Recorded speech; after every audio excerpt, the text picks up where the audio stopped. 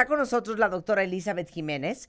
Ella es psiquiatra por la UNAM y hoy les vamos a hacer un examen sorpresa para ver qué tan ansiosos estamos. Bueno, a mí ni me digas. Hola, Marta, ¿cómo no, están? es que yo soy la reina de la ansiedad. Oye, 1 de cada 8 personas en el mundo padecen de un trastorno mental. Casi 10% de la población padece actualmente de un trastorno de ansiedad. Los trastornos mentales más frecuentes son los trastornos de ansiedad. La única diferencia en México comparado con el resto de los países es que después de los trastornos de ansiedad le sigue los trastornos relacionados con el consumo de sustancias y abajito la depresión. Hay gente más ansiosa que deprimida. Sí, por supuesto. Porque aparte es mucho más fácil que seas funcional. Sí. Ansiosa que deprimida. Que deprimida, claro. Es súper complicado hacer una diferencia entre una ansiedad esperada, adaptativa, incluso ansiedad normal, ansiedad como parte del funcionamiento, ansiedad como parte de tu personalidad. Claro. Allá hablar de un franco trastorno de ansiedad, llámese trastorno de ansiedad generalizada, crisis de pánico, ¿no? Donde ya claramente ahí estamos necesitando un tratamiento médico. Sentir que estamos ansiosos o deprimidos, curiosamente lo relacionamos con una debilidad en el carácter. Claro. Es, yo no estoy siendo capaz, yo no estoy pudiendo. Y eso es lo más falso del mundo. Una cosa es ser ansiosita y otra cosa es tener una franca ansiedad. ¿Y cómo sabes cuándo te tienes que medicar y cuándo tu ansiedad ya es un problema estructural? Te voy a decir en qué siento yo que se me nota la ansiedad. Soy catastrófica. Uno de los síntomas. O sea, a mí me llaman de mi casa, lo estuvimos hablando el otro día, cuentavientes. Señora, ¿qué pasó? O sea, yo ya estoy con los nervios, ya esperando la tragedia. Sí. Soy fatalista. Tengo un sentido de urgencia permanente, una impaciencia, una prisa intolerante a un error, una lentitud, una falta de eficiencia. ¿Qué más te digo? Marta, eso es, eres yo ansiosa. Yo soy súper ansiosa, yo nunca se los he negado. Pero no te voy a diagnosticar, pero creo que eres ansiosa de personalidad, no de trastorno. O sea, de rasgos de tu personalidad con las que ya venimos. Y cuando digo ya venimos, es la personalidad va desde factores heredados hasta cómo nos vamos criando, la crianza, el desarrollo, los factores sociales van generando tu personalidad. Y entonces muy probablemente eres ansiosa y un tanto obsesiva por el reto del perfeccionismo, ¿no? Ese ser perfecto, ese demandarte de más, esa exigencia contigo mismo y evidentemente para los demás, claro que esa es una sobrecarga de estrés y te genera ansiedad. Claro. A ver, otra pregunta. La gente súper angustiada y preocupona, ¿tiene su dosis de ansiosa? Por supuesto. Y esas personas, claro que son mucho más vulnerables o más susceptibles a desarrollar en algún momento de la vida un trastorno de ansiedad. O sea, puede ser que tú tengas, hay muchos pacientes que me dicen, a ver, ya estoy en mi ansiedad basal. O sea, así, o sea, en la que siempre manejo, ¿no? O sea, cuando ya necesito o acuden a tratamiento es porque ya no es esa ansiedadcita basal con la que más o menos van funcionando, sino que de repente ya les saltó a francas crisis de ansiedad o a una ansiedad que ya sienten que se están perdiendo el control o empieza a deteriorar el funcionamiento. Esa es la ansiedad patológica. Vamos a ver qué tan ansiosos son. Este es el test breve Mental Health de América para ver qué tan ansioso eres. Entonces, la pregunta que nos tenemos que hacer es, durante las últimas 2 semanas, ¿con qué frecuencia has sentido los siguientes problemas que voy a enunciar? Todos se responden de la misma manera. La opción A es nunca, la opción B es varios días, la opción C más de la mitad de los días y la opción D casi todos los días. Primer pregunta. ¿Qué tan frecuente te pasa que te sientas nervioso, intranquilo o con los nervios de punta? A, nunca, B, varios días, C, más de la mitad de los días o D, casi todos los días. Okay. Recuerden que no tiene que ser todos los días seguidos, porque también por eso la pregunta es así, porque puede ser que un día esté más ansioso y el otro esté menos, ¿no? Y entonces por eso es que las respuestas van así. Siguiente pregunta número 2. No poder dejar de preocuparse o no poder controlar la preocupación, y esto tiene que ver con las actividades de la vida diaria. O sea, no hay un tema en particular, ¿sí? Es un poco como todo y nada te preocupa. No puedes dejar de preocuparte. Sí, nada más que yo les voy a hacer una pequeña aclaración. Preocuparte no es solo preocuparte. Así es. Es estar pensando en cosas, en eso. ¿no? Y además, la característica es o que no la puedo controlar.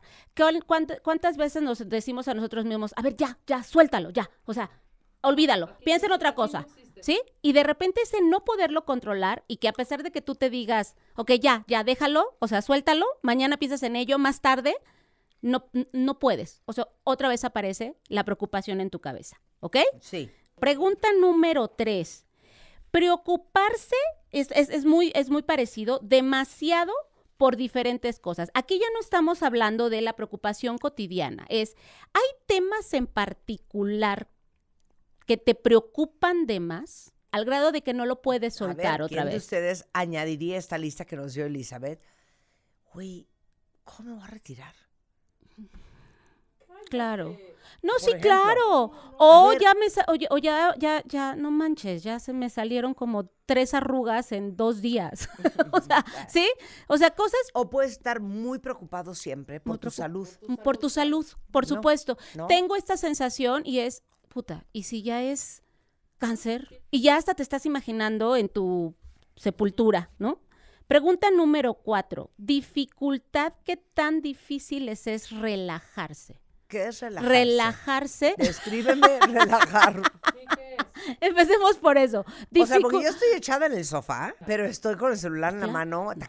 Dificultad para relajarte es de verdad poder decir, me voy a tomar 5 minutos en donde no quiero hacer absolutamente nada. Dejas el teléfono, te sobas las piernas, incluso puedes a lo mejor no estar pensando nada, disfrutar una canción, o sea, abstraerte del mundo. Ah, no.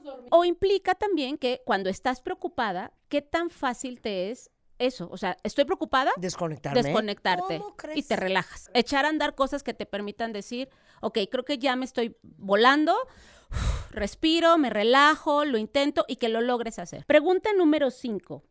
¿Qué tan frecuente es que estés inquieto, que te es difícil permanecer sentado o tranquilamente? Hay mucha gente que está sentada, pero está tamborileando los pies, o sea, moviendo las piernas, ¿sí?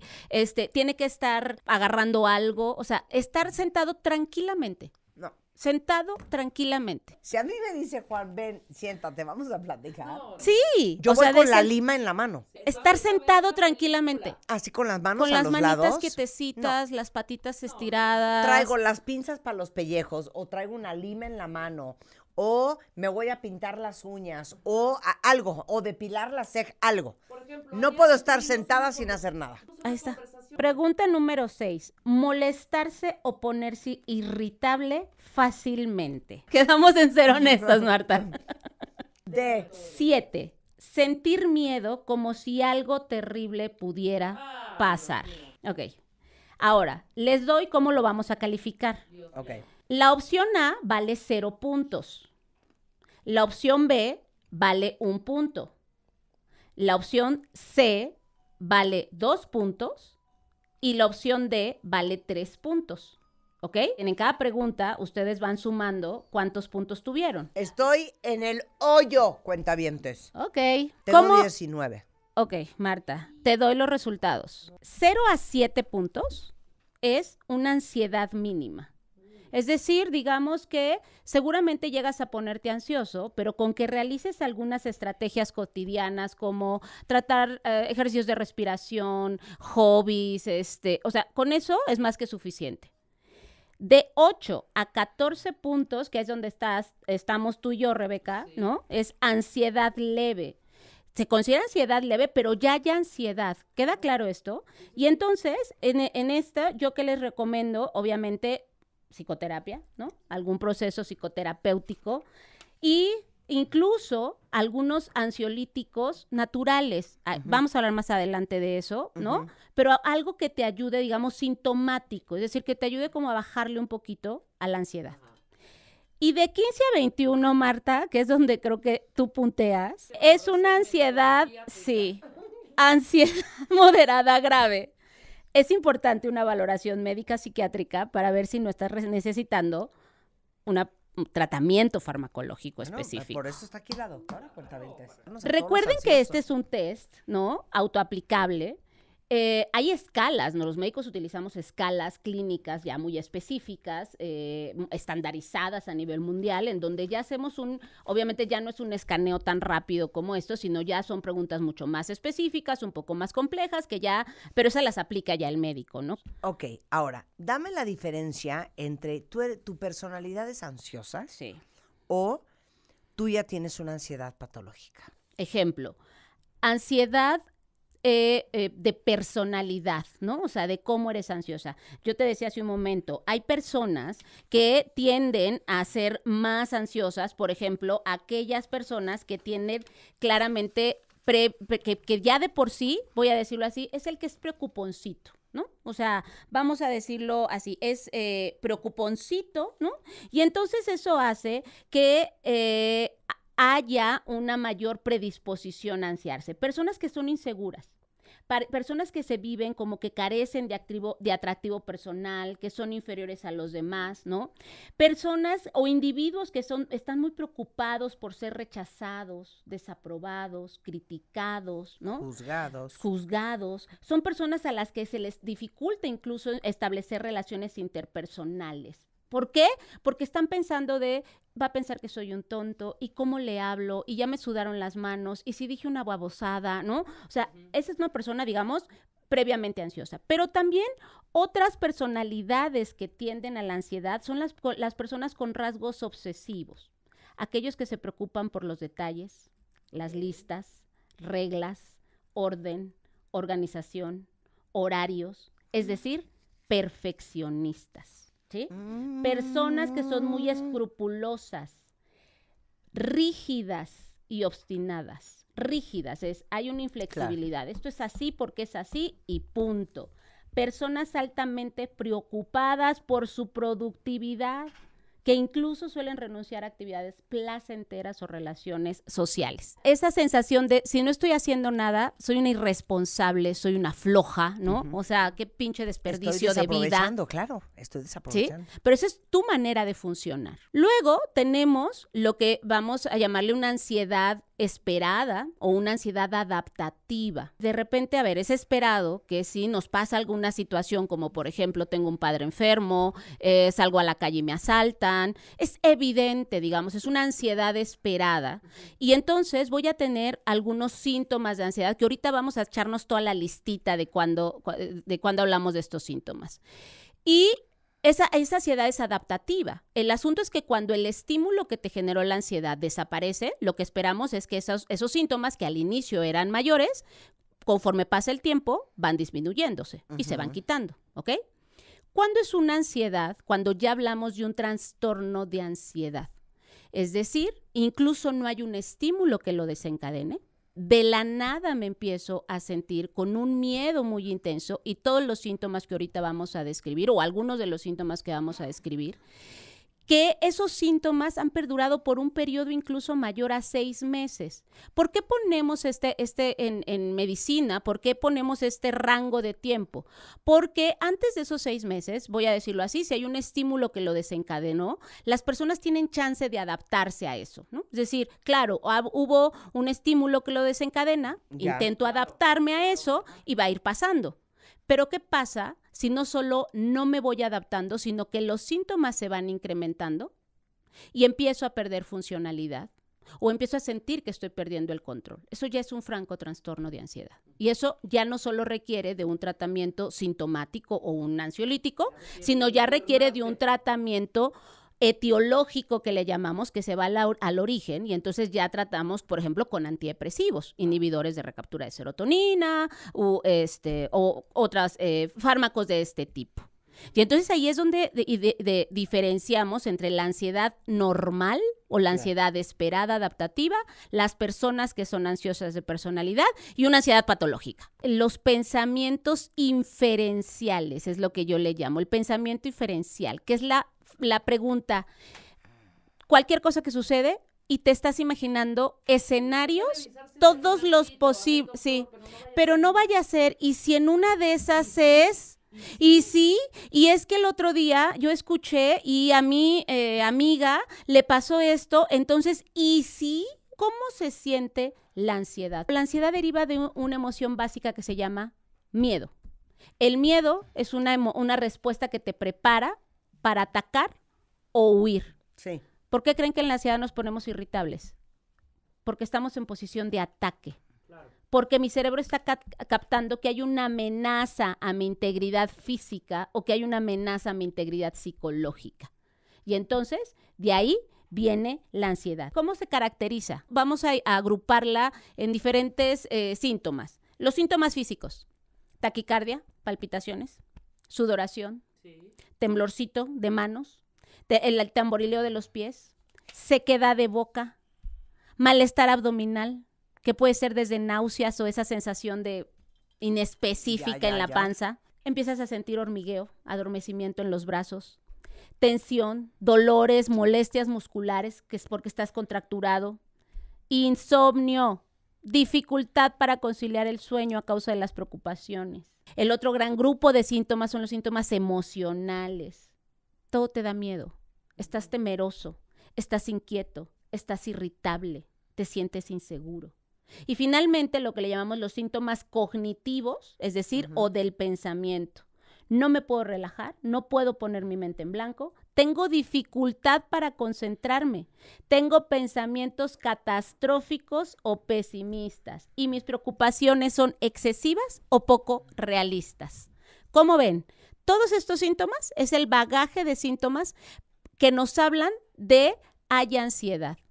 ¿Cómo les platico que sí tenemos más de 4 síntomas de toda la listita que les di? Y esos síntomas están la mayor parte del día, la mayor parte de los días, por un periodo mínimo de 6 meses, eso categóricamente es un trastorno de ansiedad generalizada y requiere tratamiento. Y hay veces que se presenta en forma de crisis. Y en crisis el paciente siente que le va a dar un infarto, que se va a morir. La taquicardia, la sensación de no puedo respirar. Panic attack. Sí.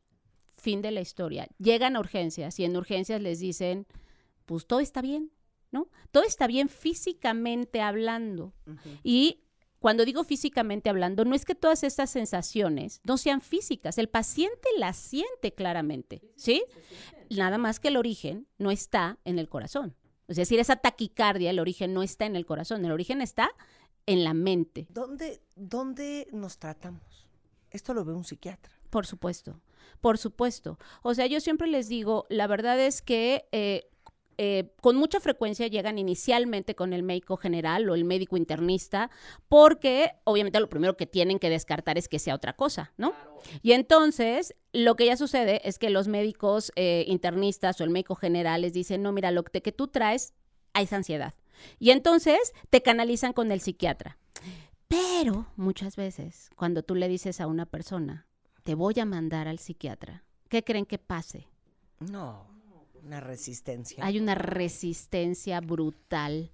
O sea, yo siempre les digo que tenemos un gran estigma en las enfermedades mentales o en los padecimientos o situaciones mentales, pero los psiquiatras también somos gravemente estigmatizados. Los psiquiatras dicen, no, bueno, es que ir al o a la psiquiatra es pecaminoso. Hay gente que ni siquiera lo dice, como si fuera un pecado. Porque les digo una cosa, no es vida estar en el estado ansioso en el que estamos la gran mayoría de nosotros. Es una vorágine, además. Luego me preguntan, ¿por qué hay tanta ansiedad? ¿Por qué hay tanta ansiedad? Y yo les digo, hay muchos factores, pero uno de los principales es cómo nos hemos ido configurando como sociedad y las presiones que nos imponemos a nosotros mismos y que hoy además le estamos imponiendo a nuestros jóvenes y adolescentes, socialmente hablando. Pero además desde cambios neurobioquímicos también, porque resulta que, Marta, si tú eres ansiosa y eres muy ansiosa y te embarazaste siendo muy ansiosa, es muy probable que esas modificaciones que tú hiciste en tu cuerpo por ansiedad se transmitan a los hijos. Ah, claro. Ah, qué bueno que me recordaste. La ansiedad, no diría yo solo que se hereda, ¿Genética? No, se se contagia. Se contagia, claro. O sea, si tú tienes papás ansiosos, es muy probable que tú también seas ansioso. Sí. ¿No? Sí, y eso tiene que ver, uno, por la carga genética, como dice Rebeca, pero dos, pues porque ese es tu modelo de crianza y desarrollo. Hubieras traído Ribotril, por lo menos en la bolsa. En buena onda, Elizabeth. Exacto. Alprazolam, por supuesto. Sí, 100%.